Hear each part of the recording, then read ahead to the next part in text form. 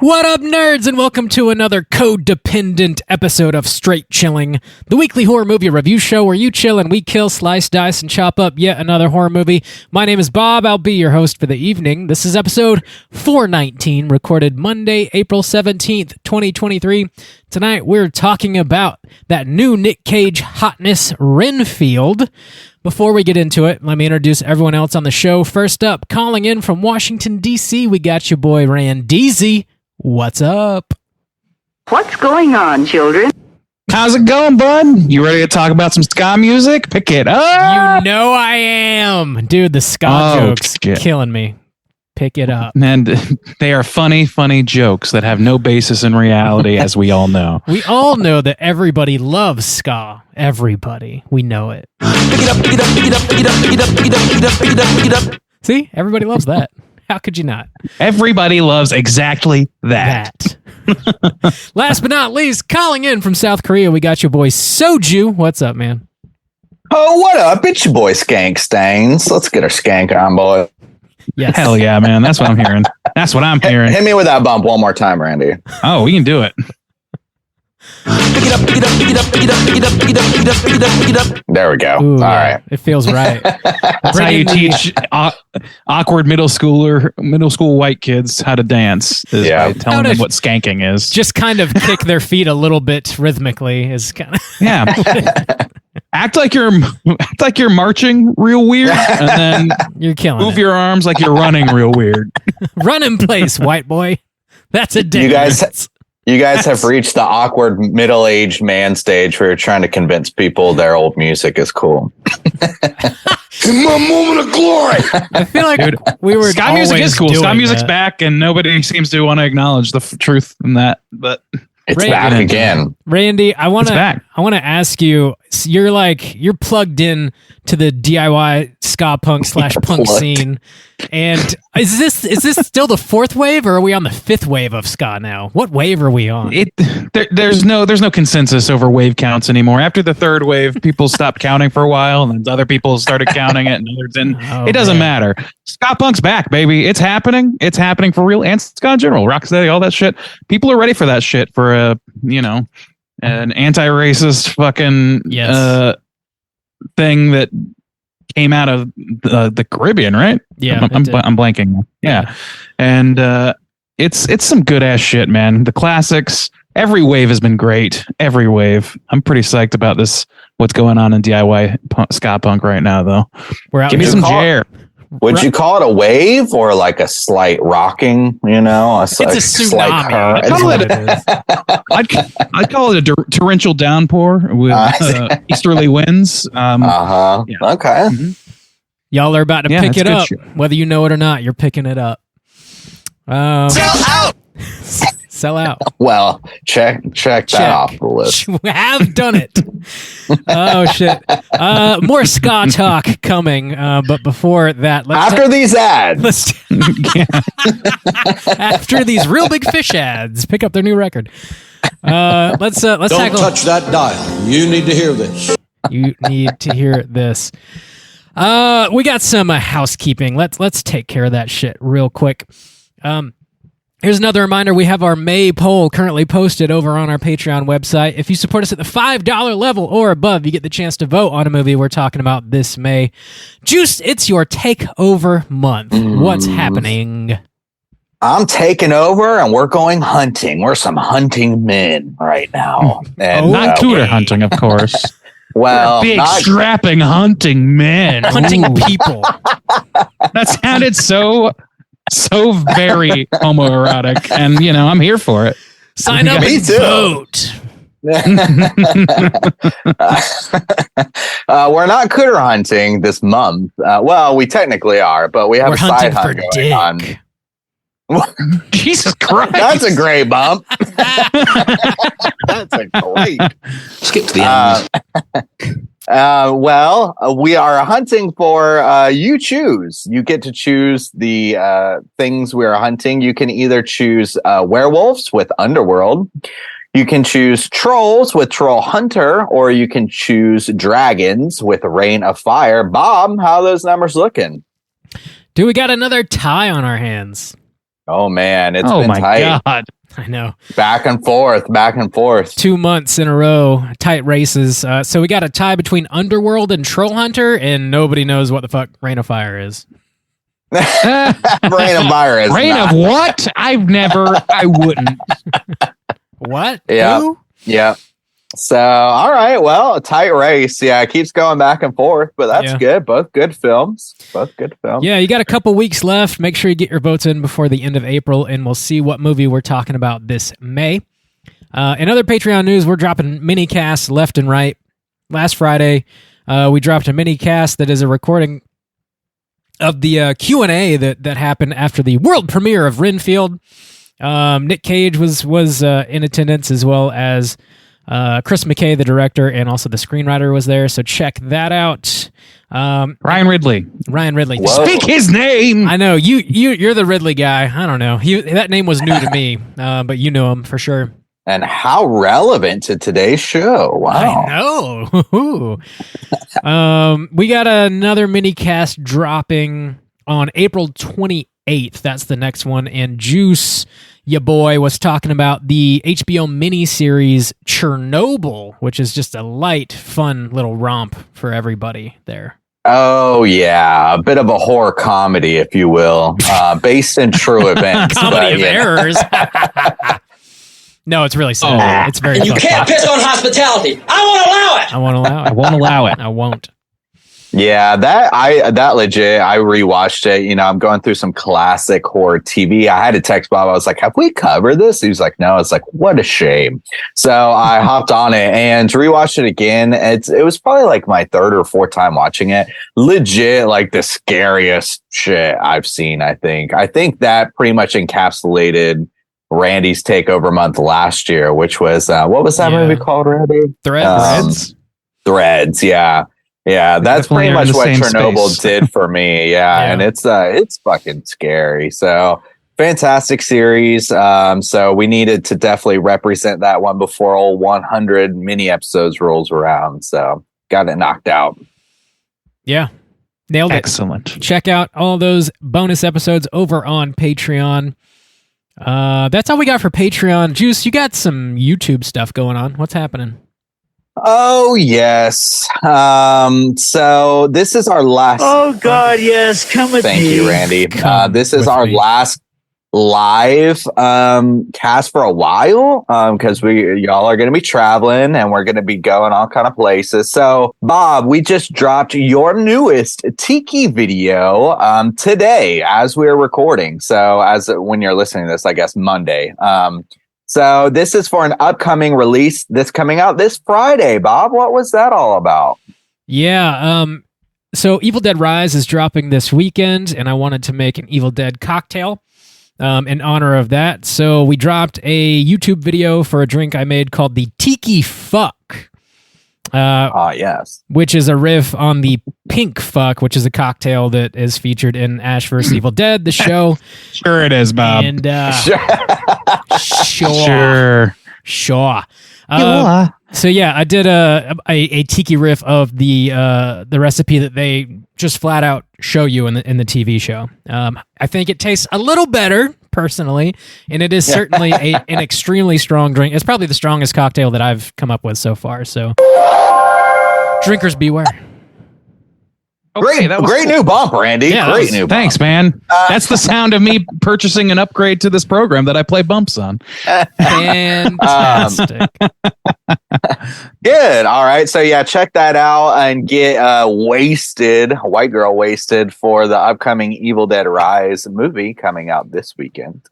Also, too, so by next Monday, before the next episode drops, we are going to have this month's Creature Comforts episode. This is a Straight Chillin' spin-off series exclusive on YouTube where I cover horror adjacent films. And this time I was talking about The Butterfly Effect with Caitlin from Plug It Up.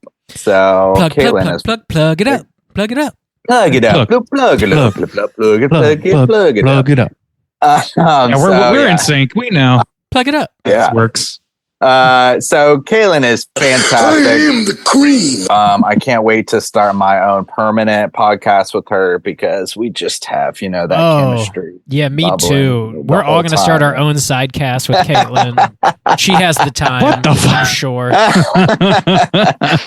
But no, she was great. I really enjoyed talking with her. And if you don't know, check out her podcast, Plug It Up. She does a fantastic job covering the monstrous motherhood, all kind of things. Nailed Monstrous lady. So Plug it up. and then I believe after that, May 1st, there will also be a new video game review coming out, but I'm going to keep that secret for now. Just get that finished before you guys show up. Oh, Good luck. God. You can do it. Yeah, I can do it. I think so. Nice. Randeezy, you got anything going on? Not at this moment. No, I'm slacking like crazy. I guess. What do you got going on, Randy? Nothing important. I don't think. Yeah, nothing as important as talking this bullshit for hours. I hear that. That's for sure. I hear that. Yeah, no, nothing. But there is some stuff on the horizon. I just don't want to reveal it just yet. All right. Sounds like our houses are clean. It sure does. And now there's a bump corresponding to that, which will play currently. Tight. This house is clean. Randy scrubbing back to get that sweet Bob bump at the beginning of the episode. Scrubbing on back. All right. Let's get into the main. Scrub it, Randy. The main event. Scrubbing it. We're talking Renfield, and we're kicking it off with the back of the box. What's on the back of the box?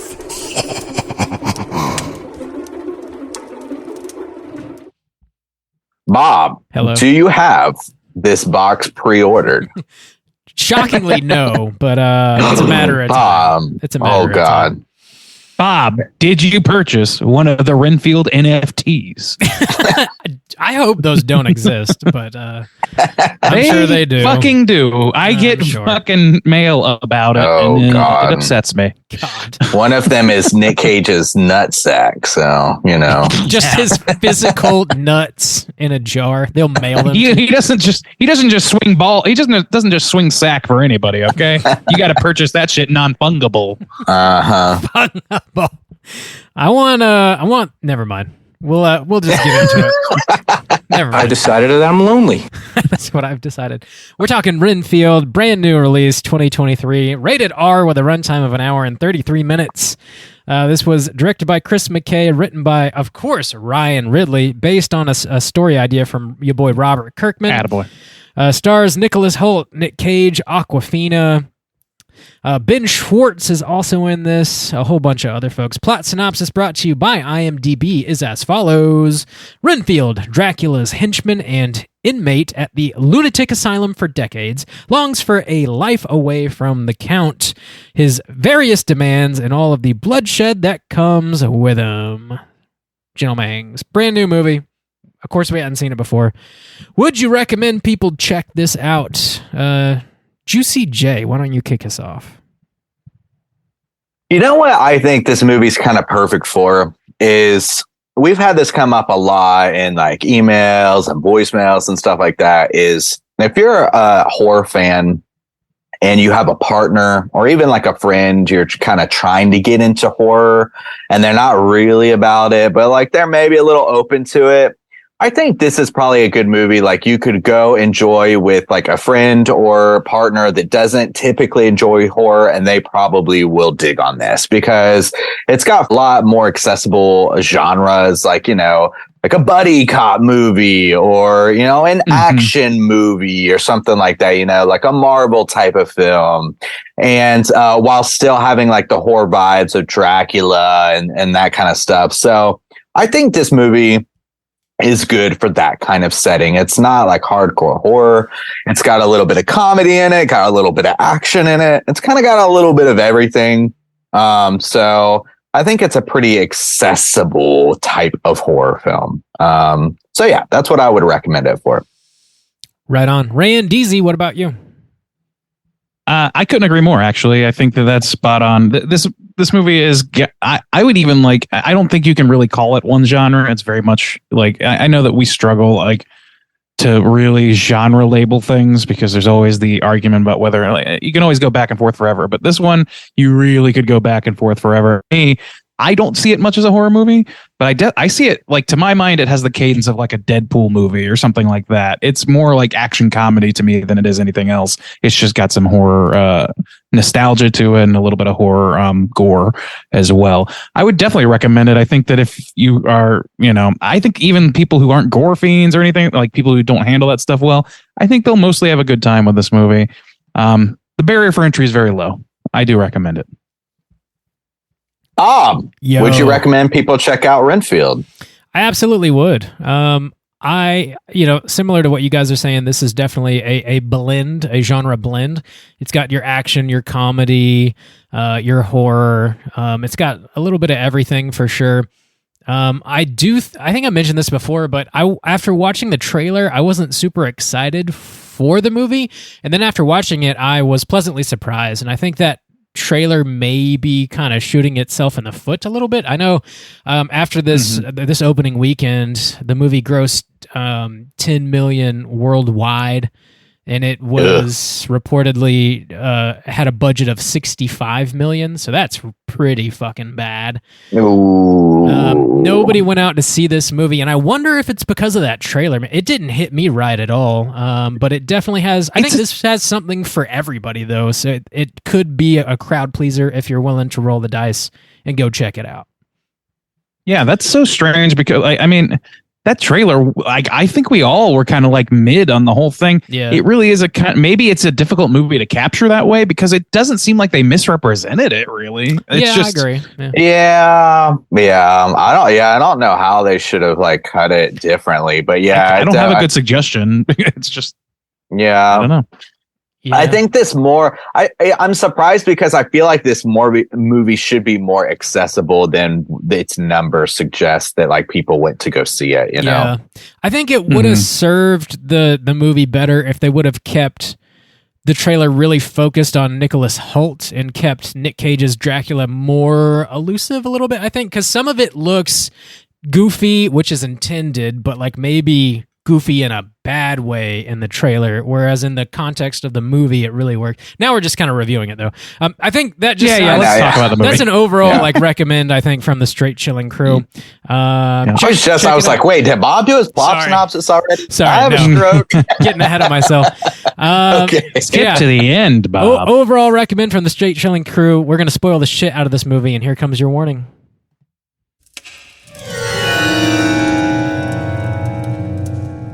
Spoiler warning.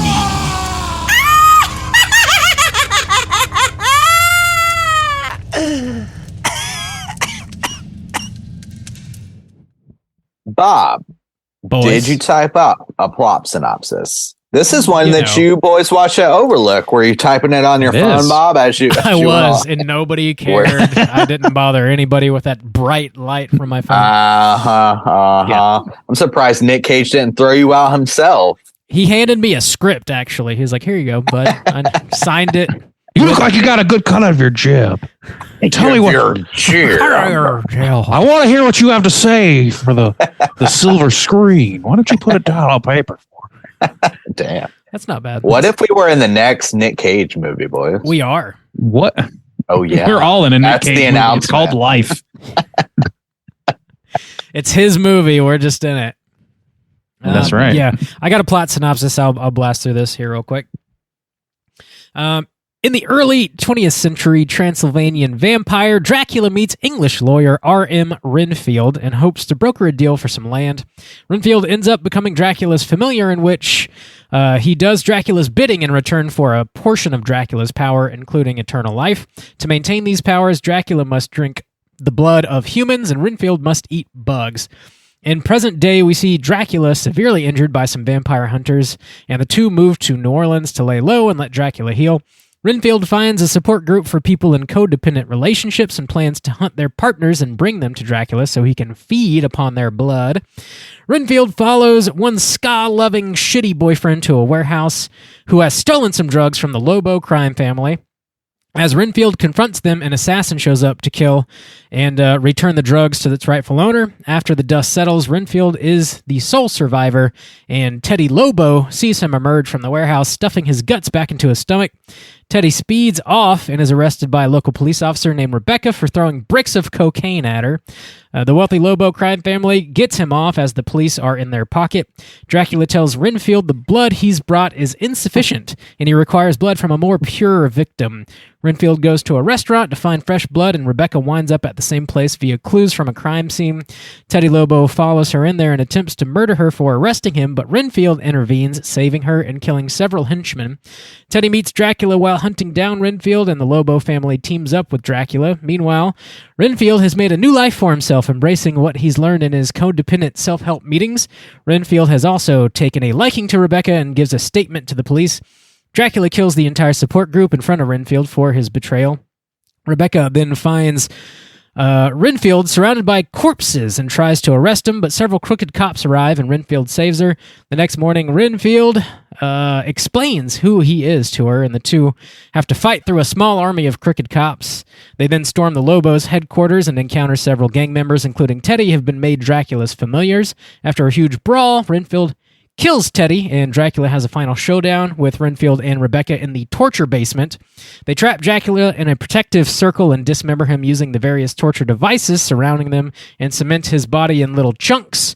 Renfield then resurrects his support group using Dracula's blood, and he and Rebecca go on living their happy lives. Roll credits. All right. Did it. So one thing I noticed, and it really started like getting me thinking about it. Also, I think I did see a story posted about this where I guess Nicolas Hoult recently lost out on some roles in like the Batman and Mission Impossible and stuff.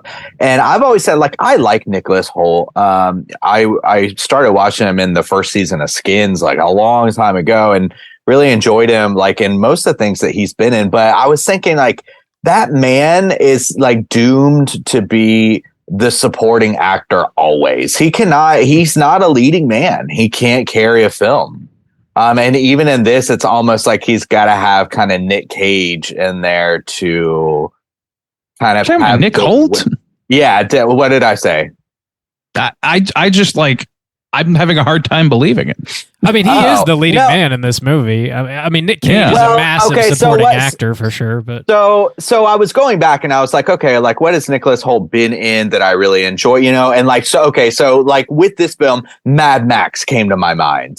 And again, with Mad Max, you've got like a guy like Tom Hardy who's there to, you know, Nick Hoult does a fantastic job in that. But then the hunky guy, the guy who like takes up the stage or whatever, is Tom Hardy, you know? And I feel like Nick Hoult is always kind of in that space. And I couldn't think of any movie where he is just leading the way and carries all of the weight. Well, I mean, regardless of that, I think he does a great job in this movie. I think he always does a great job. Yeah. It was just an observation of it feels like he can never like carry the film on his own. Like, for instance, if he lost out on the role of Batman to Robert Pattinson, like I could see that. Like, I could never see like Nick Hoult being Batman and carrying the weight and the role of being Batman. You know what I'm saying? That's a tough one. I don't know, man. I think he definitely could. I think he does well enough in this to where I feel like he's got to open that door a little bit, but he has done a lot of like his most stellar work that I've seen. I would agree is more character work, which is great stuff. I love character work. No, yeah. It's like him and he's like one of the standouts of The Menu, which is like a fucking incredible movie that has standouts, just like you're swimming in standouts. It's tough to even call anyone the standout. And I think he stands like he legitimately stands out as probably the most, I don't know, emblematic of that movie to me. So I don't know. I think he's quite good, and I think he's only going to get more opportunities because he's still a young dude. He's good looking. He's leading this role here. Like, he's in the leading man spot here. I don't see any reason why he couldn't do more. And he was also in Warm Bodies, which I haven't seen. I don't know that it has a a very good reputation or not. It does. I haven't seen it either, but apparently it does have a pretty solid reputation. Okay. And he is like he's not the lead of that movie because I think that it's like a romantic comedy, like duo situation, but like he's what the movie's named after, for lack of a better description. Yeah, that's the thing. He's always a prominent role, and he does well in those prominent roles, but he's never like the guy, you know? So I just found it curious watching this film. And despite his age, he does like look surprisingly young. Like, I think he looks younger than his actual age. He like cleans up really well. I think he never has a lot of like facial hair or anything. So I don't know, he just looks particularly young a lot of the time. So to your point, I mean, I think he does a great job in this movie, but to your point, I think this whole movie is cast really well, and the supporting crew is fantastic. I mean, obviously, Nick Cage's Dracula is good, in my opinion. Ben Schwartz is Ted Lobo, I think, does a great job, and then Awkwafina is the cop. Like, the four of them definitely like carry the majority of the movie, but I think they all I'm a little weak on Awkwafina myself. Well. Yeah. Like, I think I talked about this in our Overlook episode. A little bit, yeah. Yeah, you did, yeah. I think that she, like, I don't know. I wonder, and I think I wondered this on the other episode, if it's like a situation where she's being outshone so thoroughly by being the straight man in a sea of people who are being fucking hilarious and ridiculous and over the top. She's kind of stuck in that role because everybody in this movie has a more bombastic character, like, from their core than she does. And I don't think that she's a bad actress. I've enjoyed her in other things, even as a straight man, but she's like, for whatever reason, not quite firing on all cylinders here for me. And it's tough for me to think of a moment with her that I was particularly like, yeah, you know, like, I don't know. Every other character has that moment. You have the fucking Nick Cage's face on Bela Lugosi's body. Fuck yeah, that's awesome. And then you have like Nick Hoult just eating the bugs and going to fucking town, or jumping down, like any of the action scenes, basically, where Nick Holt's going crazy. And Ben Schwartz is just like, every other line is just a fucking laugh riot, honestly. I think that he's fucking great in this movie. Really good. She's the straight person, and that is just, I think, by default going to be a little less forgiving, less memorable, and less impactful, but necessary as well. It doesn't have to be, though, because like you have people like Steve Martin who make whole careers out of that after a while. Yeah. So I guess. Well, I don't know. I think too, honestly, the thing is with her and that character, the problem I think is this movie does have a lot of different flavors, and her brand, or not her, but so her section of this film is the most kind of generic shit in this film, where they're literally dropping lines like, you got to know when to play ball, and I told him I'd look after you, and I was like, are we doing this right? When some of those lines dropped, I was like, looking around like, what? It's how it's played straight to me. Like, it's so straight. And I understand that she's a straight man in this, but it's like, there's a little bit too much of that going on with her in a movie. Generic. It needs grounding, but I don't think she's grounded enough as an act. Like, I don't think that her performance is very, like, it's not like she's going big, but her personality kind of like outshines. Like, it's tough to describe. Like I guess just what I know about her is, or what I'm seeing from her is like tempering herself and kind of putting her slowest foot forward, kind of trying to do, like, she's trying to do the straight man cop thing, and she's not like authoritative seeming enough to really accomplish that. Well, okay, to that point too, another aspect I feel like she's supposed to kind of fill to drive this narrative forward is, you know, Renfield like kind of falls for her a little bit. You know, he respects her courage and like he brings flowers, but there doesn't feel like there's any kind of chemistry there or any kind of thing. She doesn't seem to fill or occupy the spaces that she's supposed to fill based on what the character is supposed to be doing. She just kind of exists there. That doesn't bother me. I don't need more romance out of this movie at all. Like, I mean, I'm not asking for it. it. I'm saying that's what they're bringing to the table, and I don't feel like that's.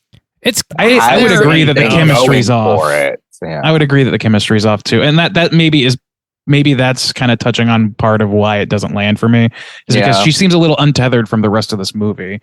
So. I mean, I don't know. I would love to see her play a straight character in a more like tempered film where she's not like playing against the biggest actors and characters in all of fucking film canon. It would be fucking fabulous. I don't know. She doesn't even get a ton of screen time. This movie's so quick. You don't have a lot of time to really make your presence known. So I don't know. Like, I don't want to harp on her too much because it's really not that bad by any sort of Well, on the flip side, let's talk about the biggest motherfucker in the room. How do you guys think Nick Cage did as Dracula? We are very impressed. Yeah, I thought he did a great job. I liked it. Yeah, I liked it. Another aspect though of where I feel like everybody actually does a good job, but the characters and their spaces they're supposed to occupy don't necessarily completely gel for me. So for the most part, I feel like Nick Cage is kind of playing this straight or not straight, because I don't know. It feels like the movie he is in and the way that he acts it doesn't necessarily fit with the movie that Nick Hoult is in and the way he acts that. And the way that Awkwafina is like the movie that she's in and the way she acts that. I feel like they're all in these different kinds of movies. And we're going to take this generic buddy cop thing like more straightforward and serious, like a Rush Hour. I'm not Rush Hour. A very serious film like Rush Hour. No, I know. Yeah.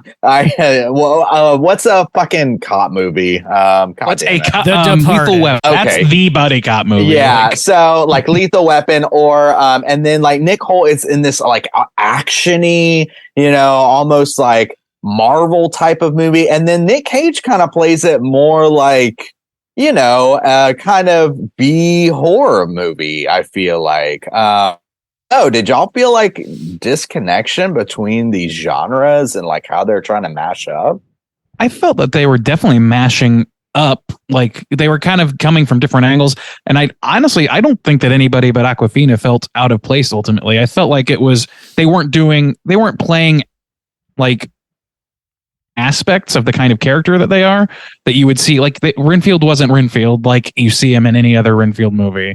Dracula though was Nick Cage doing Max Shrek and like doing vampire shit from like the golden era, which is why it seems kind of like hokey now, because so many years have passed that sort of behavior in a film kind of comes across as a little hokey. But he's doing it, he's playing it as hard to that as he possibly can. And Renfield, I think, does a good job at helping bridge the gap between the audience and that, because I think he's basically a modern person who just speaks the way that somebody from the 1800s would, as a way of, I don't know, he's the relatable aspect. So for him to be more relatable to me makes perfect sense. Like the way he relates to Nick Cage, I don't see a disconnect really between those two. I just see them doing different things, and the way those things play off each other seems to work for me. Rob, what do you think? Yeah, I generally agree that the blend that's happening here doesn't bother me at all. It's not like, if you're going into this expecting it to be like a scary, moody Dracula movie, you'll be disappointed, because there is like a decent amount of action, like buddy cop humor happening. But I feel like the way they sort of merge those two things works really well, specifically because of what Nick Cage is bringing to the table. He's bringing some of that cheese and some of that ham. He's making a sandwich himself, It's like he's riffing on a lot of these Draculas, these versions of Dracula that we've seen before. And then he's also sprinkling Peter Lowe, for example. Peter Lowe, yeah. Exactly.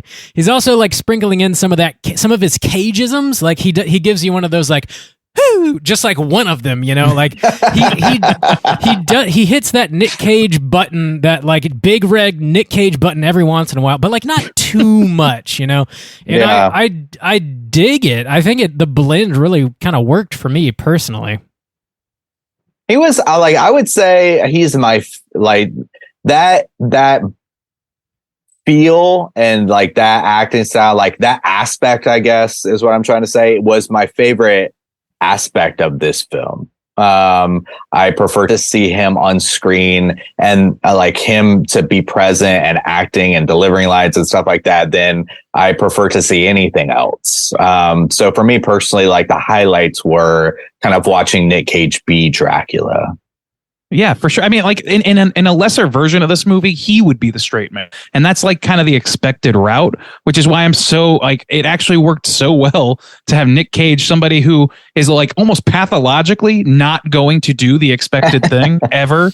And so like having him there at doing like his version of that character makes it no longer a straight man. So they kind of like supplant in Awkwafina, and I feel like maybe they pulled some jokes from her or something. And here's another thing is like, you guys have talked about how this feels like a buddy cop film, and I don't see that as much as you guys do. Maybe a little bit. If that is in the mix, then I think it's kind of a miss of a reference. But I kind of see this more, and it's because Nick Hoult is the centerpiece of this film. He's the central character.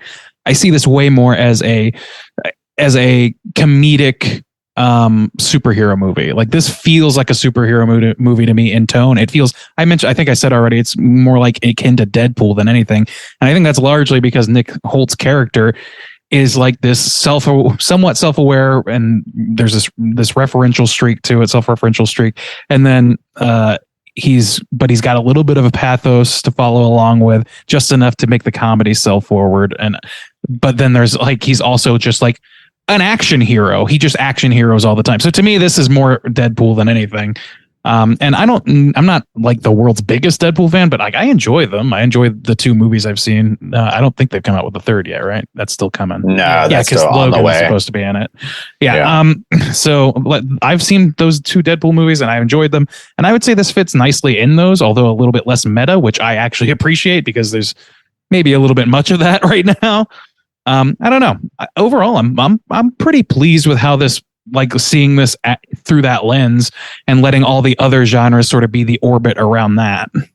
Well, so to kind of go off that and like to agree, but also disagree with you in some ways is I feel like this movie is a bit of a wishbone where Nick Hoult is in the middle and you have Nick Cage to one side and Awkwafina on the other side, where the action scenes feel like they really are there to complement or to bring out the ideas of like the buddy cop system, or of like, oh, she inspires me. She stands up to Scourge. We have these drug dealers and all this kind of aspect. Like that's a major aspect. And then you have this aspect of Renfield as a character who is a codependent and who is working through his own psychological dependency on his overbearing boss, where he has to bring him bodies and he's living in this horror world, but he wants to live in a regular world. And so you have the scenes where he goes to therapy and he's interacting with Dracula and stuff like that. And that's like, to me, like in order to service both of those kind of things, the reason I feel the kind of buddy cop aspect is you have these whole scenes where it's just Awkwafina and they're kind of trying to develop that character of where she's talking to her sister and, oh, her dad, and he was so respectful and she's trying to live up to that and all that kind of stuff. And you have the scenes with, Nick Cage where he's weakened and he's trying to figure out his world domination plan and like, what is this horror icon going to do in this modern day world? And I feel like there's this like split, this wishbone split, and they're both kind of pulling on both ends. And to me, they're not like coming together, they're pulling. And that's where I kind of feel like the tension of like not gelling necessarily fit in. That was kind of like the vibe to me. Interesting. Yeah, I definitely didn't have that same tension level. Bob, how about you? Yeah, I didn't either. I think it's an interesting way to go about taking a classic character like Dracula and sticking him in present day. Because like to take that too seriously might not work out as well. So to just kind of lean real hard in the other direction, I think is a pretty smart way to go about it. I know they, like looking back at some of the more recent Universal monster movies, like they tried to go like real superhero with that like Dracula Untold movie, which didn't work out. Yeah. Oh God. The Mummy tried to go like real hard action adventure, and that didn't work out. God. And like this sort of blends. Yeah, no, I'm living in a nightmare. We did have Invisible Man, which was baller. That's true. Invisible Man. That's true. But that was a horror film. Straight ahead horror movie in present day, but it's like a totally revamped version of the Invisible Man. This is sort of like classic Dracula in modern day, which I think is gonna be served up best with a healthy dose of comedy.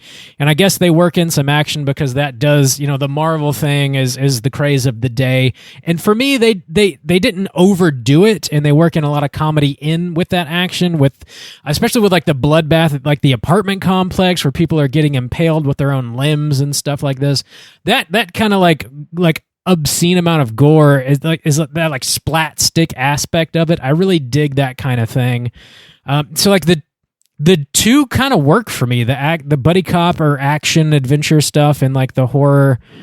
I don't know. They do work for me. They don't seem dissonant really in any way for me. I really don't see this movie having any real similarity to an actual horror movie. It's just plot devices from horror movies, which is fine. Like, and that works. That's what we do in the shadows. Like, that's a very successful movie that does that same shit. So I think that this movie does that, but also like has that superhero aspect to it, which, I, like you said, like it's hard for me to swallow a superhero movie at this point in 2023 when we're like so inundated with it. And I think a lot of people feel that way. Even the comedic ones are kind of like it's become the expected alternate route almost. But this one's just to me, like this kind of speaks to my humor. I think this and like the pathos and stuff that Nick puts on display. I think like him being in a group and having this conversation with what's that actor's name who plays the group leader, because he is fucking great. Oh, John Ralphia. No. The group leader, the therapist. I gotcha. Is it Brandon Scott Jones? Was that him? Yeah, Brandon Scott Jones, who's also in the American version of Ghosts, which I'm not so keen on. But he did a great job, and like pretty much everybody in the group had like a funny line or two. I don't know. I think that like having all those things to like having action horror with horror elements and comedic tone set in a centered around a character whose pathos is all about being codependent and needing to break free. It all worked really fucking well. I think that is a smart aspect. Yeah, I think that I agree with you. I think that approach is a smart aspect to kind of bring in this Dracula movie that's not necessarily about Dracula. I did think that was smart. It was, yeah. I like. It would have been terrible if they had focused on Dracula entirely. Like it just. If everybody's looked at that character through every lens, and they think this is like the last of it for a while. I don't know how you can find a fresh angle on Dracula after this, unless you're doing like going all the way back to basics, which they're trying to do with. They are. I think you could. But even that's not the lead character. Because the way I would approach a modern Dracula, just to go off, I completely disagree that I think Dracula could be done, because if you think about kind of what Dracula is and could be, is he's like this rich, he's a count. He's this rich, seemingly potentially like influential man who has the potentially like to manipulate and highly influence people to his will and use his money. I mean, even in the original Dracula, he was like buying up property so that he could like have new hunting grounds within London.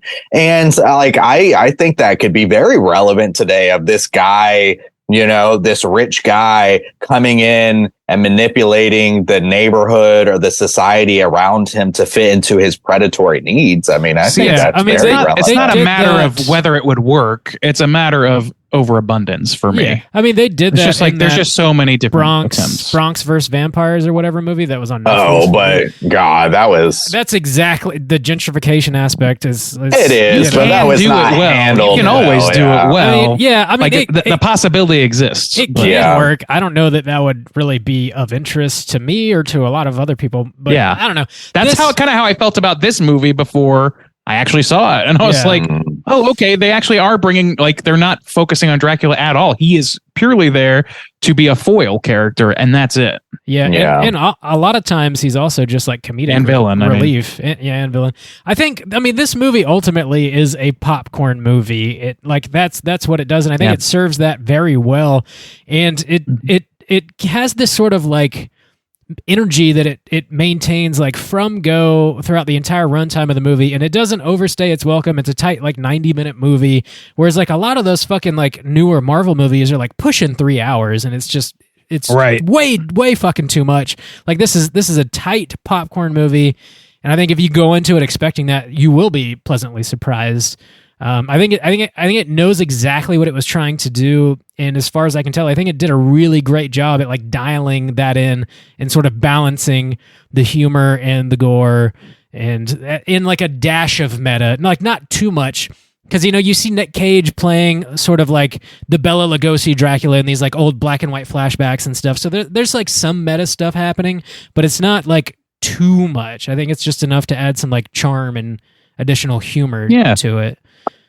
Yeah, that's what's kind of was honestly, I'm wondering. I still haven't listened to the Nick Cage Q&A that you guys recorded, but so I'm usually like very much more about, I like to go to Marvel movies and watch a lot of them so far, watching the shows and kind of like just, I like underworld, goofy popcorn action films and stuff like that. I honestly was, maybe Rob, but I was surprised at how kind of positive spin like that Randy had on it. Because when I actually watched this film without like being there and like hearing Nick Cage talk about it and like maybe the atmosphere that the overlook brings, I kind of found this movie as like being very generic. I mean, I already mentioned the lines about like the cop aspects, the action sequences, there is some over the top ridiculous gore of like ripping people's arms off and the face getting ripped off and stuff like that. But I just saw like almost like 2/3 of this movie being very, very generic action, generic cop aspects, with like Nick Cage being like the spice that really was kind of like special about this film. And so I was actually pretty surprised at like Randy being so positive on this. Do you guys not feel that this movie's like abundantly generic? Abundantly? No, I think this movie has a combination of things. So there's familiarity to it for sure, but it's like I think that it does walk a tightrope to where it could have easily fallen into what you're describing. But I was just, and maybe it was like counterintuitive from what I felt about the trailer, and maybe that expectation helped. I don't know. But all I know is that when I watched this, I was expecting it to be far less funny than it was, and it hit me funny. It hit me as charming, and it was tight, and it was mercifully tight with its writing and with its runtime and all that stuff. The effects looked good. I think that for the most part, the generic parts that do exist are there for a reason. I just not always serving a good a very, very important purpose, but serving some kind of purpose, and you're zooming right past them anyway. I think that's kind of perfect for a comedy, so I don't have a big problem with it. Okay. Yeah, I just see it as more comedy than anything else, and I'm more forgiving towards that thing as long as I'm maybe that could be the aspect. Yeah. Okay. They take a pretty original idea, focusing a movie on Renfield, and they don't take it like too self-serious. And I don't know, for what I was expecting, I was pleasantly surprised too. Yeah, it is like pretty damn funny, and it cashes in on like some of the vampire lore. Like you get a lot of, Nick Cage in the beginning of the movie when he gets like, almost killed, and he's like hooked up to all these blood bags in his lair, and his like skin's like regrowing, and it looks real gruesome. It's kind of like hanging off and dangling, and he like lets himself into Nick Hoult's new apartment because he's got a welcome mat that says like "Come on in." That was pretty funny. Yeah, little gags like that really worked for me. His ability to like turn into smoke and enter the Pope and explode his ass was fun. Yeah, that was sweet. There's just like really interesting little bits with the vampire lore that are weaved in here that are enough like little treats, like little like horror treats thrown in that like appease me as a horror fan, I guess. And like the comedy's working, and the action isn't like too over the top. And is also like largely just funny. So I don't know. Like I thought the acting was great. It was very over the top, but like it's a comedy and it worked really well. I guess I meant like not drenched. You mean for Nick like, Cage specifically? Not too much of it. Yeah. Well, so like I like John Ralphio, but like the mom, the mom was like the most generic fucking thing. There's like these moments. So for the most part, like I said, Nick Cage, I love the moments that you mentioned. Another moment that I really liked that isn't even comedy beat, but just like a Dracula beat where she lifts the shades and he starts catching on fire. He turns into the bats and then like he's on fire as the bats and that was just really cool. But there's this moment. It seems to be all the kind of cop bullshit, I guess, where they literally have them surrounded and Awkwafina fires like 2 shots and gets in a car and drives like she's at the end of the street and the woman delivers a line of like, find them. I'm like, they're at the end of the street. They're right there. What are you talking about? They're gone. Find them. They are. Yeah, gone. You literally had them surrounded with like 20 fucking cop cars that drive after them. She shot a light. Like it's so painfully generic sometimes that stuff like that makes me go like, what? And like the whole I told your dad. I thought they were seriously like making a joke because when he's like, you're trying to be your dad, and I told him I'd look after you, and you're a disappointment. I was like, what? Is this seriously the lines we're delivering in 2023? I really think that it comes down to like it really comes down to how it was portrayed. I think that they were really trying to give a pathos to her as well.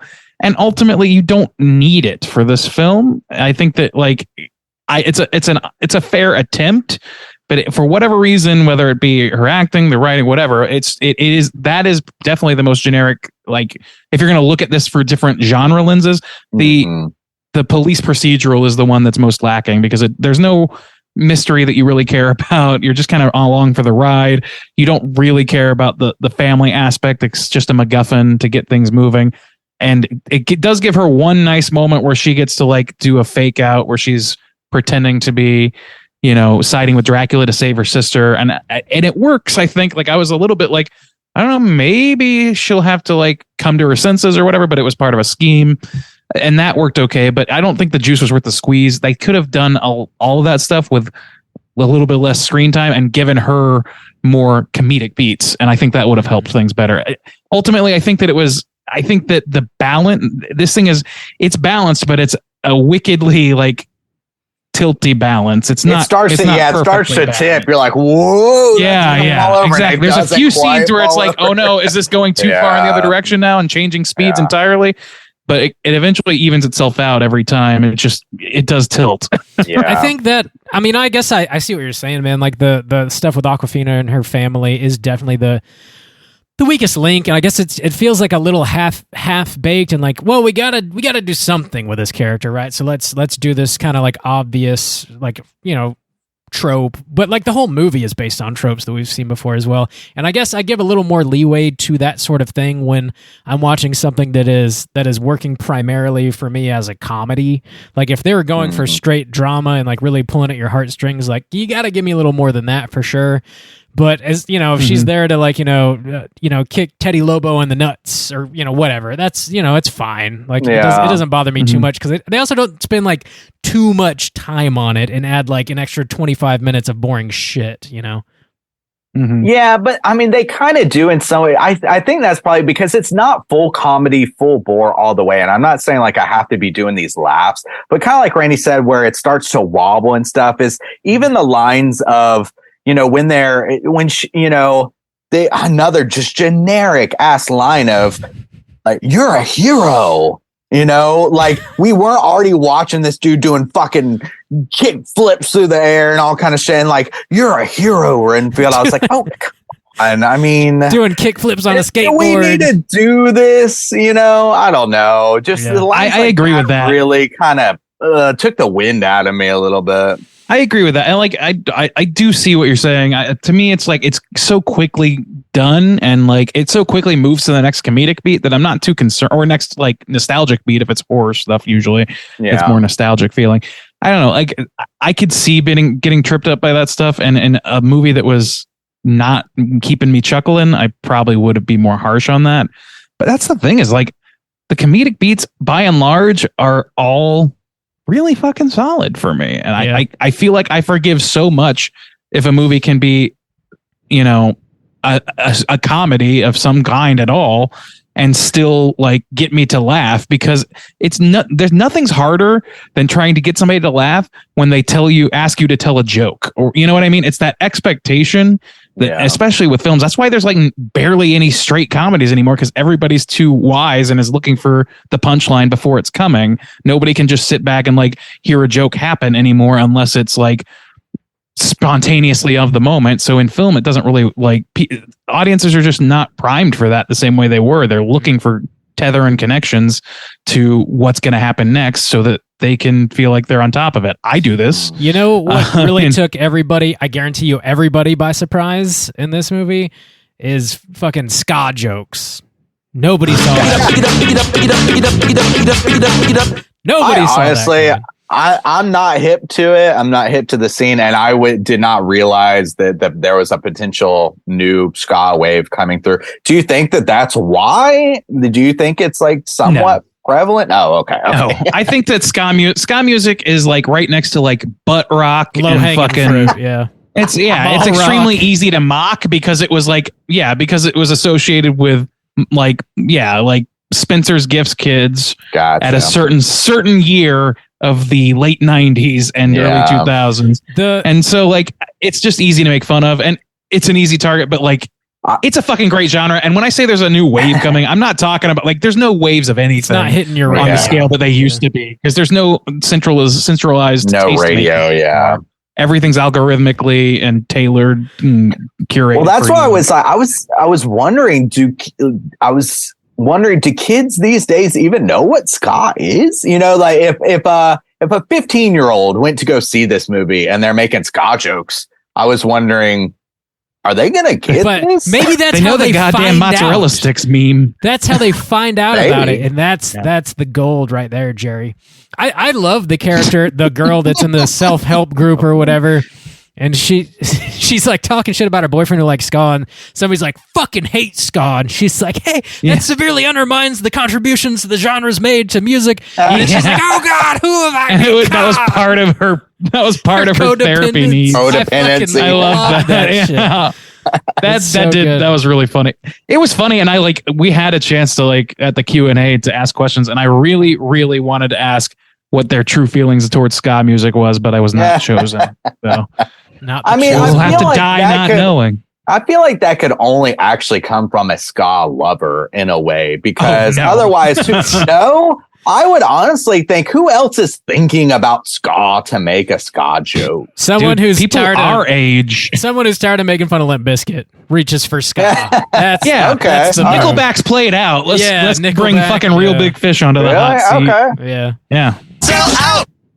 Sell out. Done. Yeah. Love those fuckers. I don't know. I think we need to land the plane real quick. I think one last thing I wanted to bring up is just like, how did you guys feel about the overall like look and design of Nick Cage as Dracula? Did that like sit okay with y'all? I liked it, with the exception of whatever teeth implant that he was using was definitely affecting his speech, and it was hard for me not to like get a little distracted by that at times. Yeah. Other than that, though, no, I think he looked great. Like the glowing, like the color in this movie is so vibrant, and he's got this great, like muted, still colorful palette. It's tough to describe, even like the red crushed velvet and shit. Like, it's really nice. I don't know. The color in this movie overall is just really fucking. It's exactly what a comedy needs. It needs the color to be, honestly. Yeah. This kind of comedy, I should say, like a more bordering on slapsticky silliness stuff. Yeah. I liked it for the most part. It worked for me.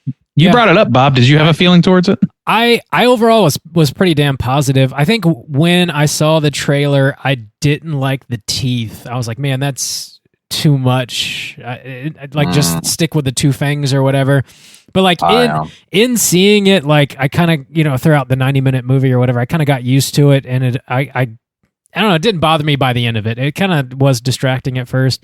And also in the movie, I like how his two like fangs will grow out whenever he's about to feed or whatever, and that kind of plays into them getting snapped off or whatever. I thought that was kind of cool.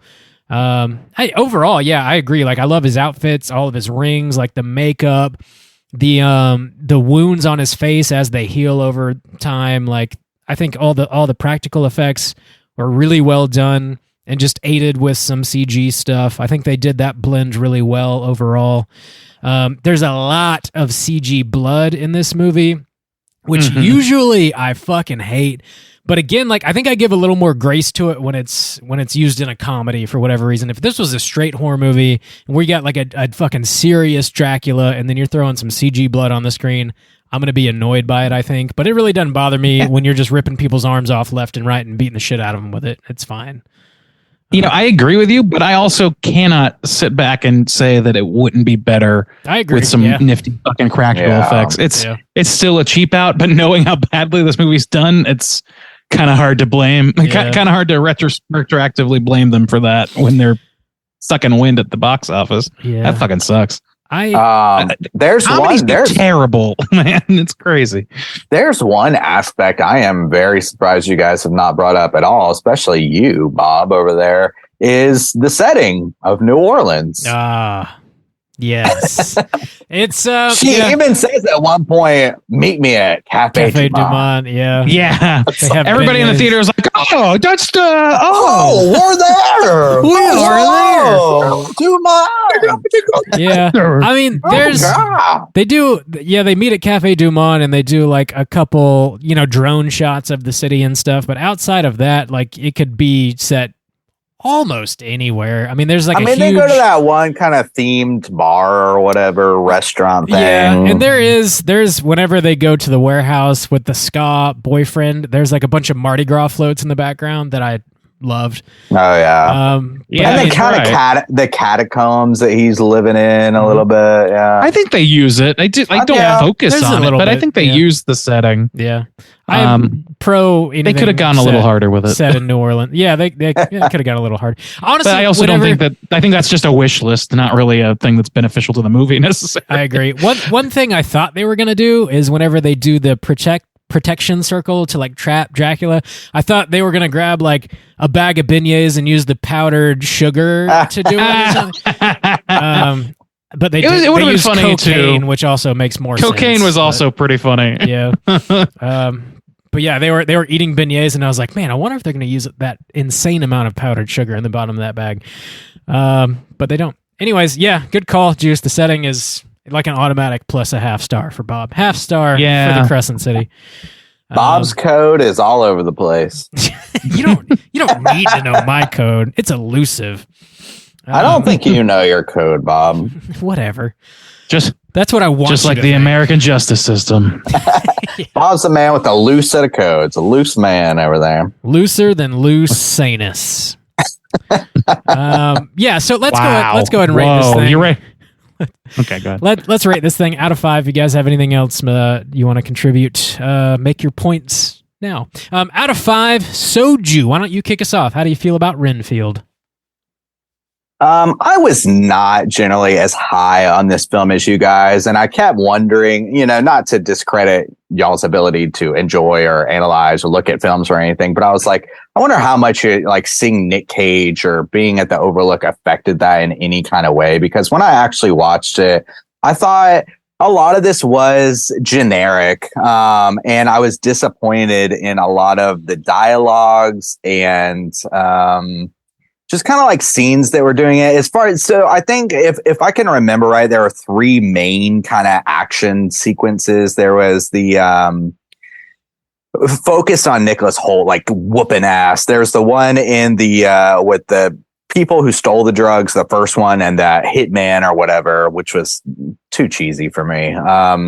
There was the one in the bar, and then there was the one at the apartment complex. And the apartment complex was the only one because that's where they really ramp it up. He's ripping arms off. I think somebody gets their face ripped off, and it kind of leans into the over the top ridiculous gore, which, I mean, they do, to be fair, that does happen a lot in the first one too. I mean, a dude gets his head ripped off and it slams up against the car and stuff like that. But I don't know. Something about those other ones just felt too cheesy, Marvel action-y sequences to me. Like, this is a different kind of Renfield and not what you're expecting, and he can whoop some ass. And that just wasn't doing it for me, honestly, that aspect. So pretty much the action hero cop aspects of this were too bland and generic and too tropey to forgive. I mean, the lines that they were delivering in this were blowing my mind at how, like, literally just the most generic shit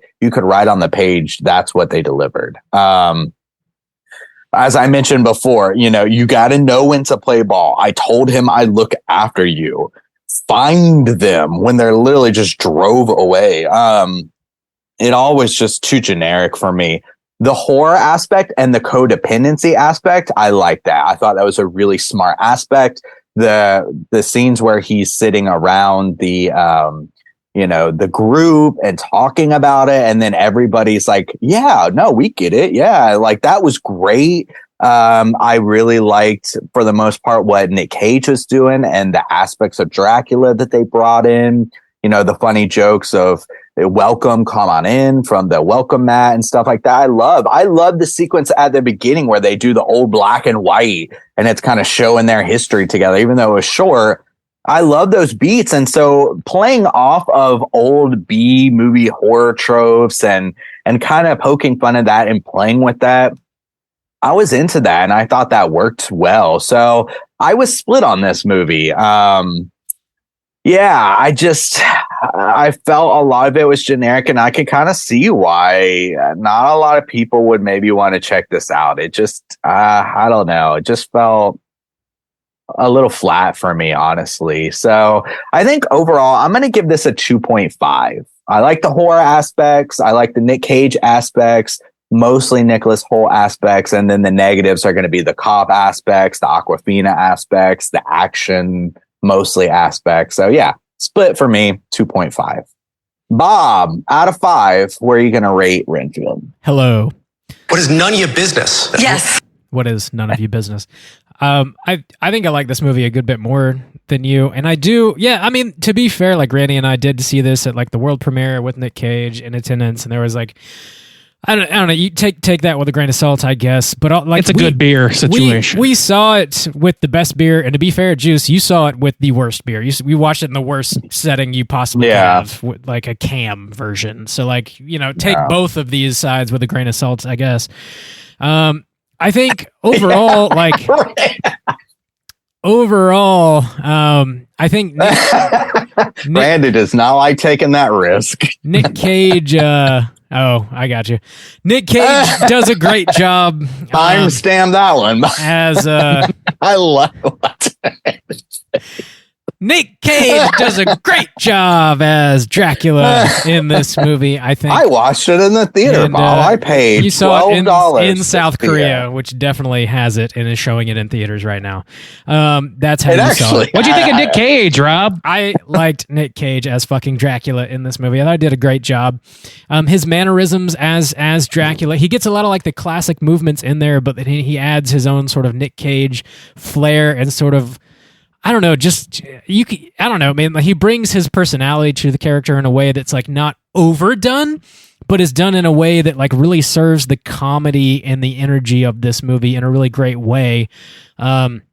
There's another scene we didn't really get too much into, but like after he lets himself into Nick Holt's apartment and Renfield's like trying to explain away where he's been and what he's been doing and how he hasn't like really betrayed Dracula, and like the look on Nick Cage's face where he's just like bewildered and he's like, oh yeah, is that what you're doing? Oh yeah. Like the way he's like selling that scene sitting at his kitchen table, like in his pastel ass apartment is like so fucking funny to me.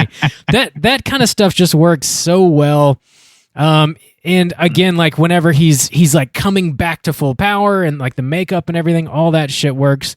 The costume design is fantastic for him. He definitely is the bright star in this movie. Everything Nicolas Hoult brings to it, though, like I think he does a great job playing Renfield. He's definitely like he's got a lot of like solid character beats when he's going to the support group and like making friends and explaining himself, and like all the comedic beats in that circle really work. The action sequences work for me too. Are they like the greatest action sequences I've ever seen? No, but there's enough like blood and guts to make them entertaining. The humor works. The ska jokes were a slam dunk for me as well. Obviously, the setting of the movie. I think it does a good job at blending all of this like horror action comedy stuff, and the meta aspect works as well. And this is like as far as like Universal monster movies go, like I'm okay with stuff like this. Like I don't need them all to be like deathly serious. I definitely don't want to see like a full blown like action hero Renfield, like where he's just like going through city to city, like murdering vampire after vampire. Like I definitely don't have any interest in seeing that. So like this comedic action horror thing kind of works for me. It's a hell of a lot better than that fucking like mummy Tom Cruise bullshit. Well, yeah, which is a low bar. Yeah, that's an low bar. Very, very, very, very low bar. I think the overall idea is just interesting too, to like set a movie around Renfield and not Dracula necessarily. I think that solid energy maintained throughout the whole movie, solid chemistry with the cast. I don't have really many negatives, if any, at all. Teddy Lobo is fucking hilarious. I don't know. I'm gonna come in with a 4.25 overall on this. Damn. Whoa. Randeezy, how do you feel? I don't feel that good. No, I'm had a good beer. Spoiler alert is that I'm gonna come in between you guys. As always, I am the meat between us. Randy is the meat. I ride meat and only meat. Cool. No, I think that this movie to me, I think it's fair to say that like the setting that we were in was conducive to a positive experience, and I think that it did enhance my enjoyment. I think that's fair to say. I do also think though that like if this movie wasn't funny like it is, if not probably most, if not all of the comments you've made, Justin, would hit me similarly or put me a little bit closer to that feeling. How you describe this movie is how I felt about it when I saw the trailers. You know what I mean? Like I was afraid that that's what it was going to be, but like the jokes were just landing for me. And like you can in a comedy, in a movie that makes you laugh, that's clearly not taking itself too seriously and also not taking itself like beyond the border of even like it's not full bore slapstick, but it has some elements of that. And I don't know, it works and makes me very willing to forgive a lot of other things. And maybe I'm just prepared for a new comedy because the world is so shy of them now. And when we get them, it's always like a dark comedy or it's a this comedy or a that comedy.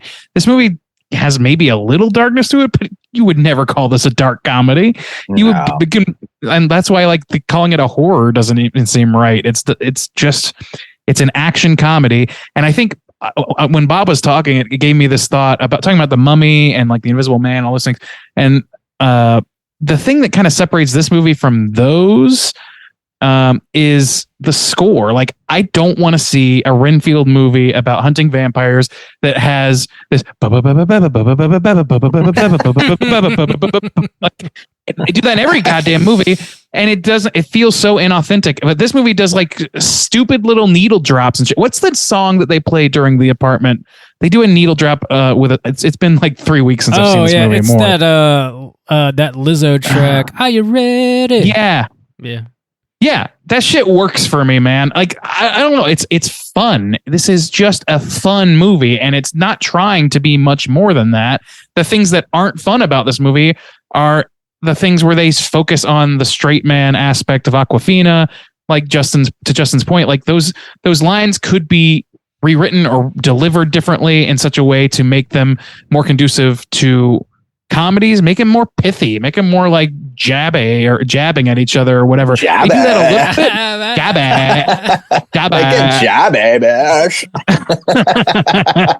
bit. But no, I don't know. I think that this movie has its flaws and it definitely wobbles in its genre choices. It's not perfectly balanced, but I was pleasantly surprised that it wasn't that it was funny and that it allowed me to enjoy it and not take it too seriously. It's tough to get me to like do as our good friend Miles says and turn my brain off to enjoy a film. Like it takes a certain kind of movie and a certain kind of expectation for me to do that. This movie managed to do that, and it did it by way of making me laugh intentionally. Not an easy task. I got to give it props. That said, it's not going to be a movie that holds up to heavy scrutiny, I don't think. So for me, that puts it at about a 3.5. So I'm kind of right down the middle. I did get 2 full-scale Renfield posters, one with Renfield, one with Dracula. They were putting them bitches everywhere all over town. They are This is on buses. This is like all like huge posters all over the subway systems. Like this is everywhere in Korea right now. They are pushing this movie. Well, they're pushing it everywhere, man. It's crazy. Like I think that over half the budget is definitely going to marketing because they're ad placing every fucking one. That's why I'm kind of so surprised. Yeah, it bombed so hard because I have not. It doesn't have an Iron Man in it. I have not seen an advertising for a movie like this in a long time. I mean, on fucking buses and shit. I can't speak to Korea, but Scream 6 had a fucking insane ad campaign. Yeah, not here. I wish they did. I would have loved to jack a freaking Scream 6 poster from Korea. What? You would love to jack it to a Scream 6 poster? Oh yeah, look at that ghost face. Oh yeah. Yeah. Christianity. Hot tub Christian.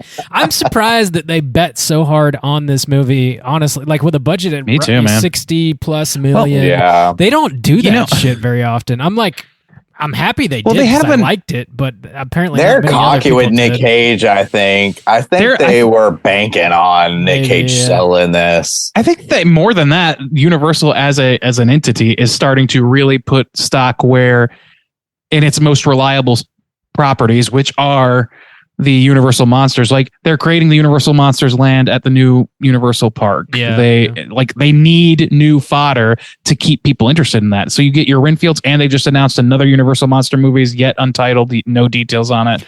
Like they're starting to pull those characters out of the closet a little bit more. That new one's going to be directed by the crew that did Scream 5 and 6 Radio Silence. There you go. So, I mean, I think it's a business decision to have. I mean, of course it is, but always. I think it's like that's the reason is they're trying to bring those characters. They failed at the Dark Universe, so they're doing the next best thing and just pulling them out piecemeal and making cool things with them where they can and pushing them heavily. And unfortunately, this this failure on a box office scale is probably going to damper that, which is a shame. Yeah. That is unfortunate. I think they're focusing on like director driven movies because Invisible Man was developed by, I'm blanking on the director's name, but like brought to them, and like as was this, and I'm wondering like if Radio Silence had an idea in their back pocket for Creature of the Black Lagoon or whatever they're going to do and brought it to them as well. Like it seems to be like they're not just saying like, hey, here's a shitload of money, go make the next action horror movie, whatever. They're like really waiting for like directors to come up with interesting ideas that they want to bet on, which is great. I think that's wonderful, but yeah. Lee Winnell, thank you. Yeah, I'm blanking on it. Anyway, so that puts our aggregate at a 3.4. Let's go ahead and jump into our Rotten Tomatoes segment and see what the critics and users think about Renfield. Certified. All right, ladies and germs, this is the Rotten Tomatoes segment in which I'm going to have these gentlemen guess within the best of their abilities what the aggregate positive score on RottenTomatoes.com for Renfield is. I never find a way of saying that doesn't sound like just the fullest run-on sentence of all time. Killing it. Anyway, It's only been 9 years. One day I'll crack it. All right. There are 204 critic reviews on this film. 204. We're looking for the aggregate percentage of positive scores. I'm going to start with Bob today. Bob, where do you think the tomatometer lands for the critics? I think it's going to be positive, but not real high. I don't think this is going to be rotten, but I don't know. I could see this like a blend of genres not really hitting with critics. So I'll go with a 60%. Oh, man. 60%. Okay. 60? That's how you say that in less than 5 seconds. Yes. 6. Did Rob glitch out? No. 60. And all right. Juice, how about you? That's a pretty good guess. I think the critics are going to be more like Soju and be a little harsher on this film. 60. I'll say 55. So we have a chance to tie. 55. Well, you'll wait, no, we don't. yeah, you do. Yeah, we do. 58. Oh, okay. Yeah. Well, you're going to be upset to know that there is no tie because Bob just barely missed dead center. This is 59%. Oh, 59. Yeah. It's rotten. Yeah. There's the rotten icon right there. Rotten icon. Can I get a hell skeet? I'll give you a hell skeet, Bob. Hell skeet. Fuck you. Thank you. Critic Soju over here. I should be writing for Rotten Tomatoes. Oh, Yeah, at the bar in due time. Maybe we should plug that real quick. If you guys are listening out there and would like to see you boys over at Straight Chilling become a certified Rotten Tomatoes critic, please leave us a 5-star rating on iTunes. I think we need like 25 more or something, and then we'll be in there like swimwear and correcting the ship of all these shitty ass reviews we've been reading on iTunes for the past 8 years. On Rotten Tomatoes for the past 8 years. Anyway, please continue. That's it. We're bringing the change that Rotten Tomatoes needs. Conversation. We're just gonna start rating other people's shitty reviews. Like, this dude's a fucking dipshit. Watch the movie. We literally do an episode. We do a segment on Rotten Tomatoes where we make fun of people's reviews. So we do. We're the ones who suck. It's us in the mirror that are sucking. It's fine. Anyway, moving on to the audience score. There are over 500 verified ratings for the audience in this film. Juice, you're going to start us off this time around. Where do you think those 500 plus ratings land? I think it's going to be similar. Maybe. I think it's going to be pretty close. Honestly, I'll steal Bob 60. 60. Okay, a stolen 60. Bob, how about you? It's tough because like nobody saw this movie. I'm gonna go. I guess I'll go 500 lower. plus people did. I'll go lower, and I'll steal the 55. 55. Well, Bob, you should have some faith in yourself, my guy. This is an 81% audience. Whoa. Nice. That is surprising. That's a hell. Bob, See? I want to hell you. I'll give you a big ol' hell yeet. Hell Give it yeet. to me. Hell yeet. That was a big old. Man, that's as big as I'm willing to go. I'm not Nick Cage. hell yeet. Hell yeet. That's the best one. All right. He is a vampire. The critics' consensus reads as follows.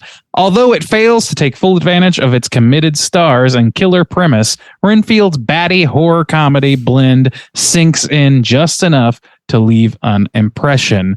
God, I think they just tailor all of their critics' consensus just entirely around puns. I don't think it actually has anything to do with what the score is at all. I agree. It's terrible. But hey, unsell magazines, Randy. You know, Spider-Man is swinging into theaters. And everybody is slinging shit out of their pee hole about it. damn. You gotta consult your fucking doctor about that one, big dog. That's I'm slinging shit out of my penis. Hot brown on the way. Hot brown coming. Look, Betty, you have gonorrhea. Hot jambalaya. All right. Let's read some negative reviews and see if there's anything that's comedy gold in here. Let's make fun of other people with more clout than us. All right, here we go. 25 Garlic reviews bulbs more clout. Sorry. Garlic bulbs at the ready for Chris McKay's horror comedy, a cynical side hustle of a picture, come to drain the extremities of the Bram Stroker. I did it. You did it. I be stroking today. Glad I'm not the only Come to one. drain the extremities of the Bram Stoker estate and install a lowly pretender as king. My God, is it a law that you have to make puns about Dracula in your review? Is it a fucking legal requirement? What kind of jail do you go to for failing? Okay. Lock these people up. Put them in jail. That Cage wins the movie. The street. That Cage wins the movie might not be entirely surprising, but Renfield might leave you wondering if you haven't secretly been rooting for his Dracula all along too. Oh, well, we couldn't have that. We couldn't. These are terrible. Yeah, we can do better. We can do better. Maybe. All right, one more, and one more. I make no promises after all that shit. The viscous violence, brain-dead characters, and sinister but shallow vibe makes Renfield the bloodiest of bloody messes. Somebody just figured out what alliteration is. Christ. My God. My God. My you don't have to. My God. It doesn't have to be things about it being, oh my God. My God. Beat the ass off of your body. Oops. Hot brown coming through. We got some hot brown here on Rotten Tomatoes. I just don't know what to say. This is like, it's absolutely a requirement that if you have a Dracula film, you have to mock it using the most puns available to you, or you're not paid. You're paid per pun, I'm pretty sure. That's the Rotten Tomatoes. Bob, why don't you tell us what's coming up next? Hey, it's totally time for trivia. It's totally time for trivia. Speaking of alliteration, boys. Whoa. Hey, look at that. Yeah. Oh, hey. Hey, we got some hot brown. We got some hot trivia coming through right now. Nicolas Cage's uncle, Francis Ford Coppola, directed Dracula in 1992. The studio wanted Cage instead of Keanu Reeves to play Jonathan Harker, but Coppola did not want to work with him after what he called hijacking the movie with his acting choices, referring to their bad experience on Peggy Sue Got Married from 1986. Damn. Dude, that's almost 40 years old. I mean, come on. Dude, I don't know what to say to that. It's like, it would have been, I love Keanu. I really do. I think he's probably one of the most beloved figures in Hollywood as a person. Not in Dracula. Not in that fucking movie. Yeah. You could have cast like anybody else. Like, what was fucking Coppola thinking with that? That it was that or Nick Cage, who is famously going to go big. He is going to. He got. So those were your options. Man. Uncle got butthurt. Yeah, Nick Cage is his last name. Actually, he's a Coppola. His last name's Coppola. He changed his name to I guess like prove that he can make it on his own and not just based on his namesake. Oh, you're being serious? No, I'm serious. No, that's 100% real. This is okay. This the is Coppolas are all over, baby. Trivia. Okay. Yeah. Yeah, they are everywhere. So yeah, Dracula is one of three characters Nick Cage tried to play since starting his career. The other two are Captain Nemo and Superman. In 2018, Cage stated he's too old for Superman now, and he's more focused on Captain Nemo and Dracula. So check Dracula off the list now. Let's see if he gets Captain Nemo. For real. Nemo would be dope. Yeah. Those pictures of him in that Superman suit are not great. So close. Oh man. Apparently, Nick Cage owns several castles, and he lived in a, quote, haunted castle for 1 year to focus on writing a horror script. Once he finished, his laptop broke. I guess he lost it. That fucking sucks. What a dude. Oh no, gotta back that shit up. Back that shit up. There's no clouds in the castle. In the haunted castle? No, there's not. Yeah.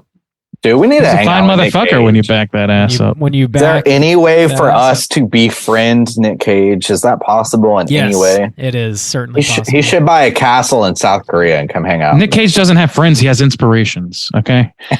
Damn. Nick Cage, I know you're listening. We're inspiring. Come build a castle in South Korea for me. Yeah. Dude, And I'll watch after it. I'll watch it. I'll be the caretaker. I'll watch it for you. Shadow of the Vampire from 2000 was the first movie ever produced by Nick Cage, which is a badass fucking movie if you haven't seen it. Yeah, it is. I really want us to review that on the show at some point. It fucking rules.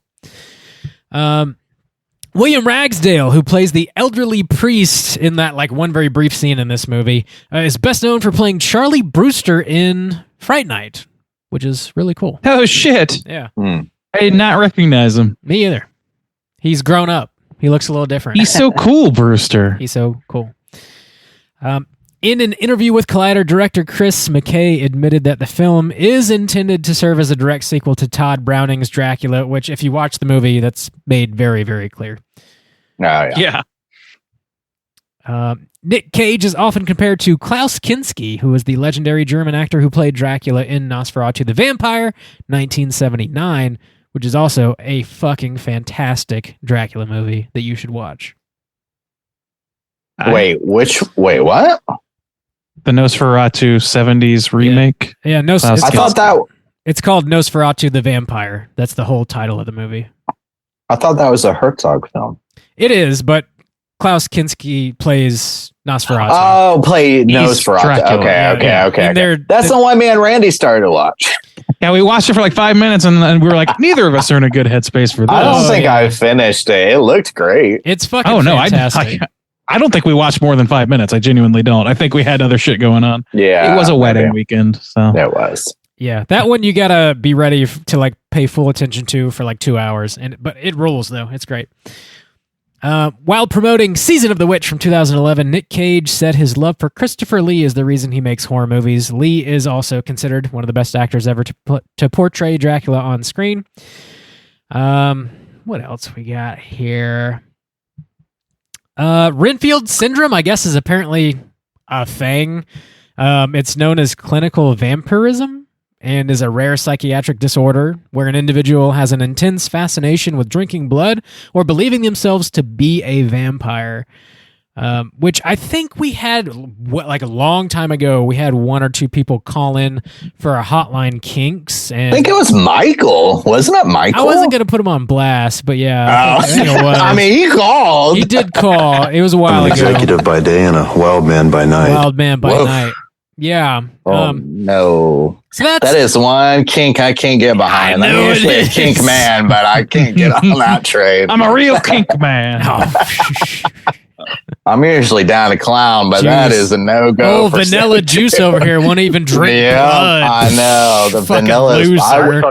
I would pass out. I know. I know you would. Oh, boys. What a vanilla asshole. God. Oh, I know. That's right. Bleached and everything. That's not what vanilla is. The whitest of white. I assure you that the most vanilla man in the universe has not gotten his asshole bleached. It's still doo-doo stained. He's too scared to wipe. But was afraid. Coming out next week. It's gay if you touch your own butthole. That means you're gay. Apparently, yeah, that shit. We had a whole conversation. You might get Let's too aroused. That is a legitimate fear that some gentlemen have. So it does not surprise me that drinking blood is a kink. Dude, I wonder what their boxer short budget is, because you have to just throw them in the trash every day. Yeah, I mean, you just got to clamp them up. You just use binder clips to clamp your ass crack together. Oh my God. If you're you can't use a bidet if you're too afraid to wipe, because I mean there's really no other option available. I guess. I found out recently that I guess Thailand, instead of bidets, has these like pressurized water guns that you can just blast your ass super with. soakers. Pressurized like water guns that you can like spray yourself down with. Hell yeah! I'm trying to picture the mechanics of that, and I kind of want to stop picturing the mechanics of that.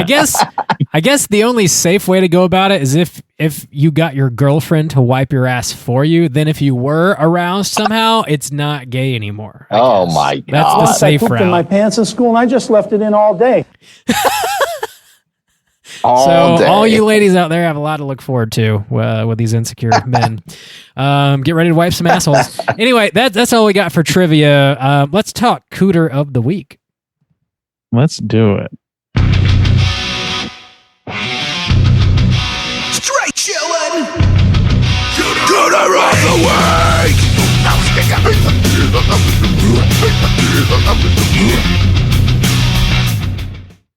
Juice, what is a cooter and why do we hunt them?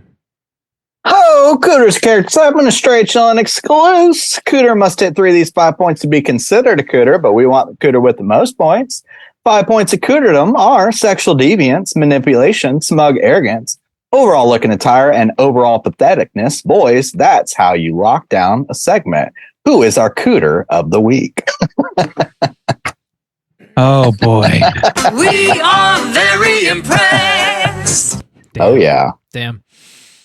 All right. Well, Dracula. Manipulation. He's a stalwart. Manipulator, of course. His whole thing is gaslighting the shit out of his familiar, Renfield. Yeah. Smug arrogance. Arrogance. Yeah. World domination. That was a nice, solid plot point, world domination.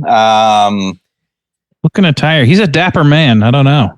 Yeah, but is he a little outdated, though? Well, yes, he's thousands of years old. So, yes, by definition.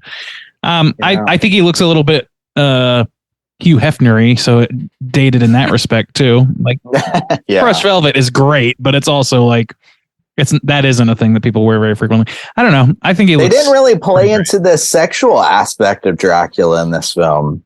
They didn't, and I'm okay with that. I think after Twilight, everybody just wants to like not think about that for a little bit. Can we not romance the goddamn Dracula in this one? Patheticness. A little. I think he's pretty much. It's pathetic in the way that all fucking vampire rules are pathetic. You can't enter a home without being welcome. Well, not just that. I mean, at the beginning of the film, he's in a bit of a pathetic state. Like he's definitely in a weakened state where he's like completely, he can't even go like hunt on his own. He's all fucked up. He would have got taken out if it weren't for Renfield. Like he would have got, he was trapped in that little circle deal. Yeah. At the beginning of the film and gets fucked up pretty good. So I'm a little pathetic. Yeah, I just don't see it as being particularly like. I mean, lots of people, just the people get rules, sick and shit. Like things kind of happen. Everybody has a day where they're not feeling great or whatever. So I don't necessarily think it's pathetic. We could go to John Ralphio.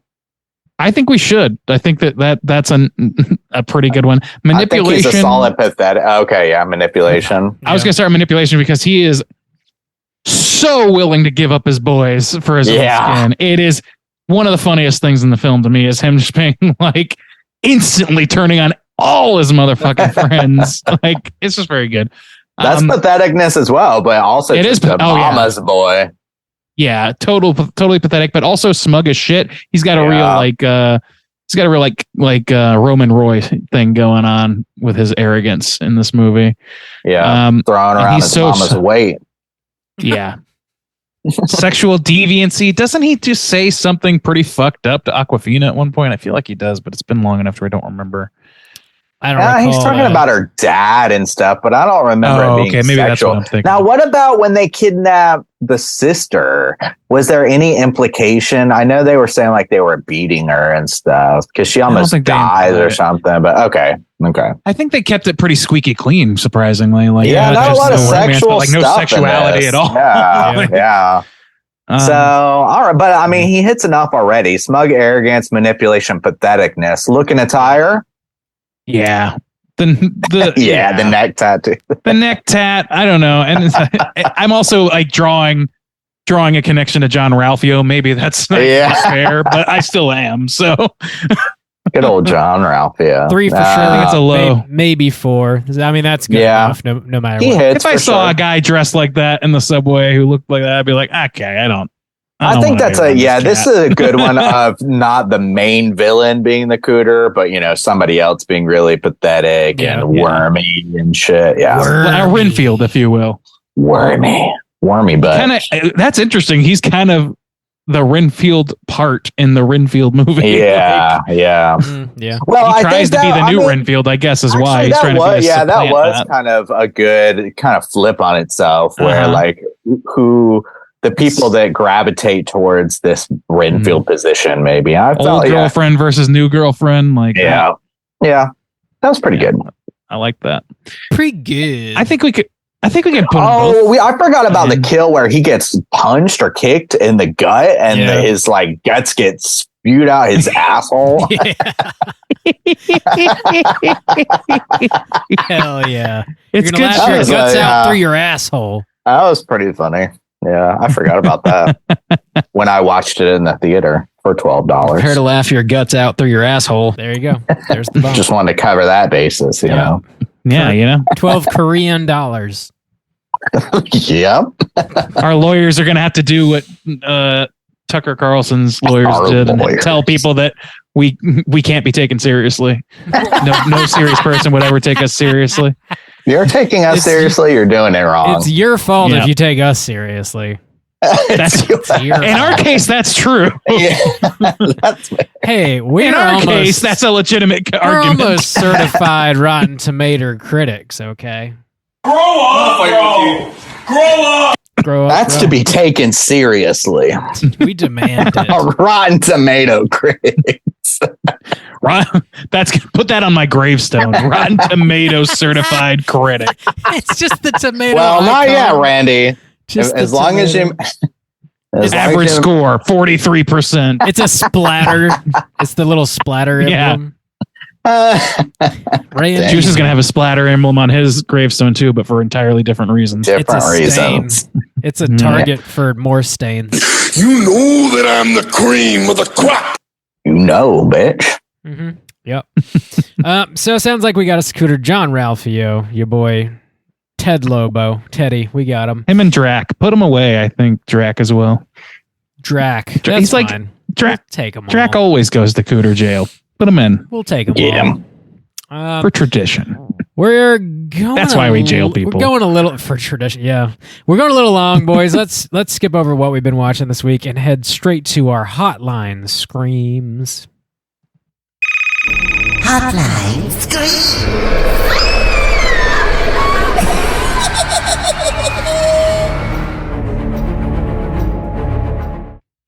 If you are listening and would like to call in and leave a voicemail to be featured on next week's show, hit us up at 904-638-3231. We do have one voicemail this week.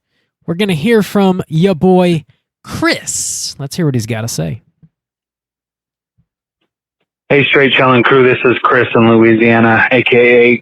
Supreme Leader Vladimir Putin. I just got done listening to the Trolls 2 episode.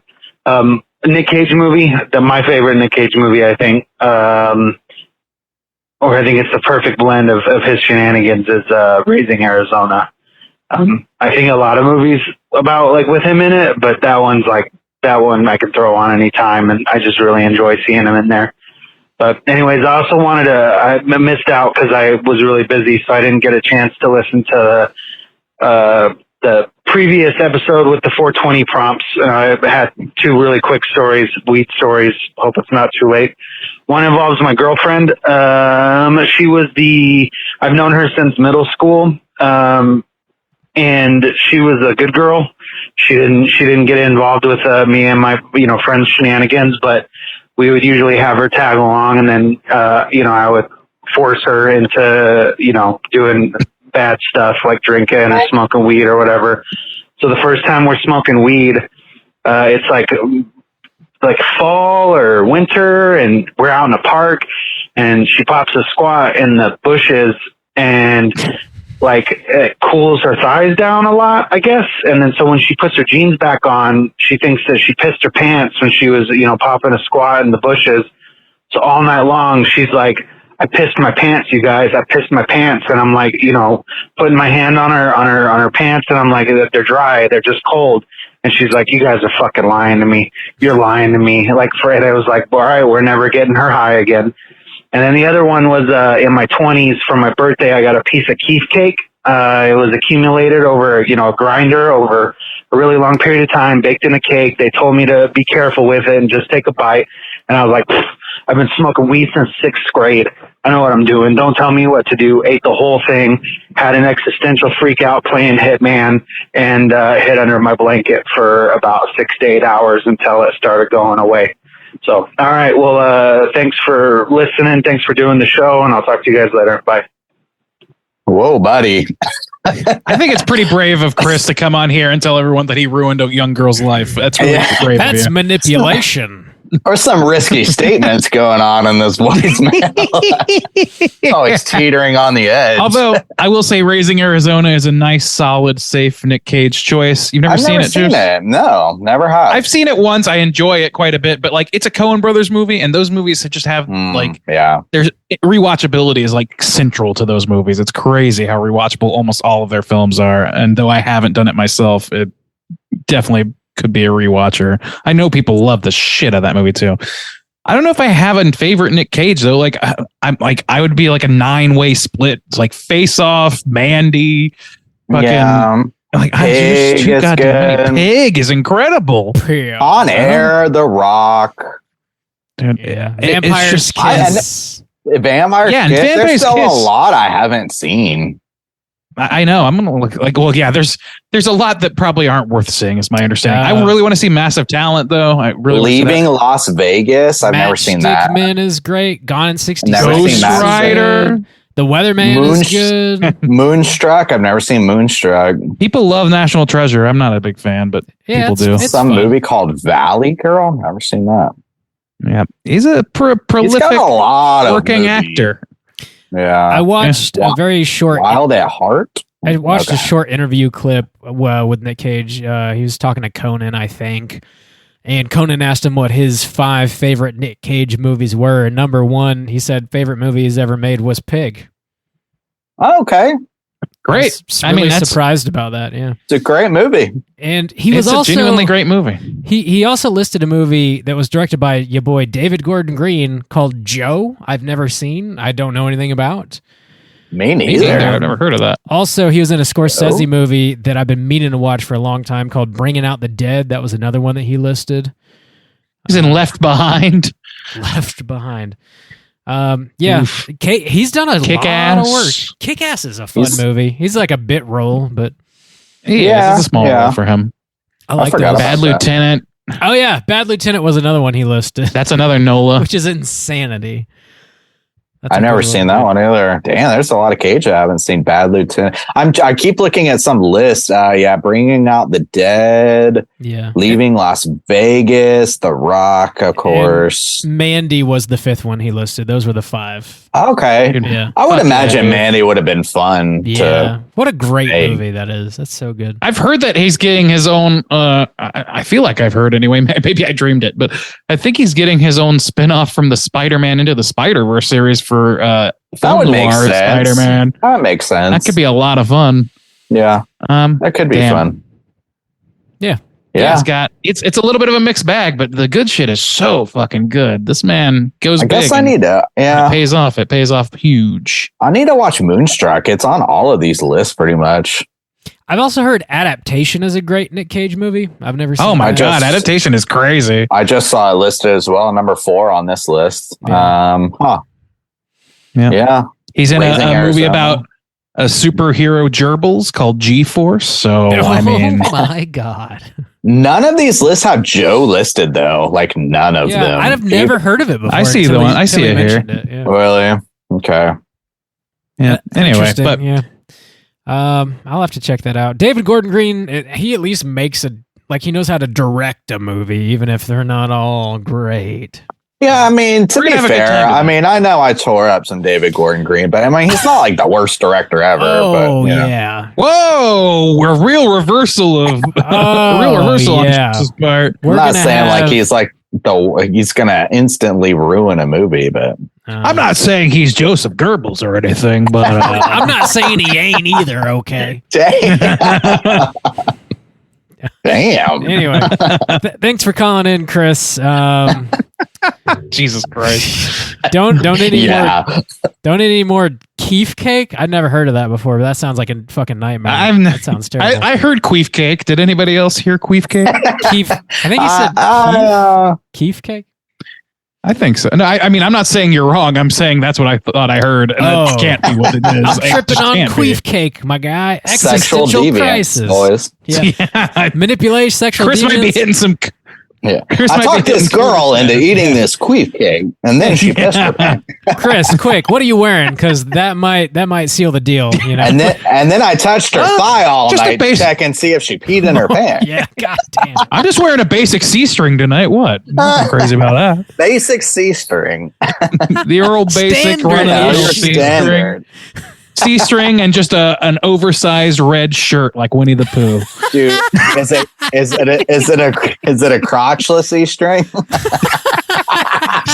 You're describing a butt plug at this point. I think they call that a Y string. It's just a Y. Why? It covers just your butthole. That's all. It's doing as much work as the fucking nipple ring was for Janet Jackson at that fucking halftime show. It's not hiding a lot. Wardrobe. I didn't get my butthole malfunction. bleached this week. Got to wear my My crotchless Y C string. string. I I gotta want to cover my embarrass shame. myself. I don't want to embarrass. I gotta Buy get to work. your straight chilling crotchless C string now. On our, I'm too ashamed to wipe my own asshole, so I better throw on my Y string. It's got the skull logo right on the butthole. Oh my That's all god! We got a pre-order up on the website here if you want to buy one of these crotchless Just right on the shit. butthole. straight challenge. Oh man, We'll be mailing those out on the 4th of July. So go ahead and get your pre-order in right now. Wear that to the beach. Man. Wear that to the family cookout. They'll fucking love it. To the beach. You're going to jail, my guy. The beach is closed for different reasons this 4th of July. Ooh. I thought it was Casual Friday, guys. What can I say? This is how I celebrate my independence on the 4th of July. Let it breathe. Let it breathe. Whew, that's really letting it breathe. Anyway, thanks for calling, Chris. Hope you're doing well and you figured out that existential crisis you were going through. Again, if you guys are listening, want to call and leave a voicemail for several weeks from now, hit us up at 904-638-3231. Yeah, we get a lot of episodes pre-recorded in the can that you're going to be hearing the next few weeks because we're going to be globe-trotting a little bit. So if you do call and leave a voicemail, we'll play them eventually. It just won't be for a few weeks, for sure. Yeah, we got 3 weeks of pre-recorded content. So if you're like, what's going on here? That's what's going on here. That's it. Something horrific is going to happen, and we're going to be like, "Hey, let's talk butthole jokes while we talk about Hitchcock." Oh no! Yeah. Oh Maybe. no! That'll be our legacy. We're going to be the last broadcast left, and people are going to form religions off those 3 terrible episodes of our show. These guys are still talking about movies. Do they not know the world is in it? What happened? Do they not know? Still releasing content. Buttholes are we're funny, dedicated. right? Mm-hmm. Okay, yeah. Leave voicemail. We'll play them eventually. Next week, we're going to be talking about a classic Hitchcockian film, The Birds. It's just a Hitchcock film, really, not Hitchcockian. It just is a Hitchcock film. Yeah, that's just it is. That's a very Bobbian phrase, Bob. I don't know how you got to that. It's The Birds. We're reviewing The Birds. So check that out. If you haven't seen it, get ready for next week's show. Hit us up on all the social media. Just search Straight Chilling Podcast. You will find us. If you do want to join in the daily Slack channel conversations, hit us up on one of those social media outlets, and I'll send you a link so you can do so. Something I forgot to mention at the top of the show, actually. We're doing a Joe Bob watch party this Friday. Joe Bob Season 5 rolling out April 21st, Friday, 9 p.m. Eastern Time. We're having a watch party. I'll post links to all the socials for that. If you want to join, just click that link. You'll be able to watch some Joe Bob and chat along with everybody else in the crew watching Joe Bob. It's a fucking good time. I love doing it. It's been a while. Season 5 rolling out this Friday. Man, Randy will be tuning in. Dude, it gets long. It gets long. So long. And longer. Just wait for the beats. Man, Randy will be tuning in from Korea. It's true. Well, it's not true that we'll be tuning in. Yeah, so you probably won't be, and that's fine. That's totally fine. I'll be holding it down. When I am also in Korea, I definitely do not intend to host Joe Bob, so we're going to miss a couple weeks. What? Bob, come on. Whoa. What? Bob, you made a promise to these people. Come on, you got to do it. You got to wake up at what time? What time is Joe Bob start? 9? You got to wake up at 10. That's just 10 a.m. That's fine. I'll be up. So yeah. That's gonna do Straight Chilling signing off for a few weeks. All you motherfuckers, woo! We're free. We're take care of yourselves out there. Holy shit! We're free. We love you. We miss you. Until next time, you motherfuckers keep chilling. Pick it up, pick it up, pick it up, pick it up, pick it up, pick it up, pick it up, pick it up, pick it up.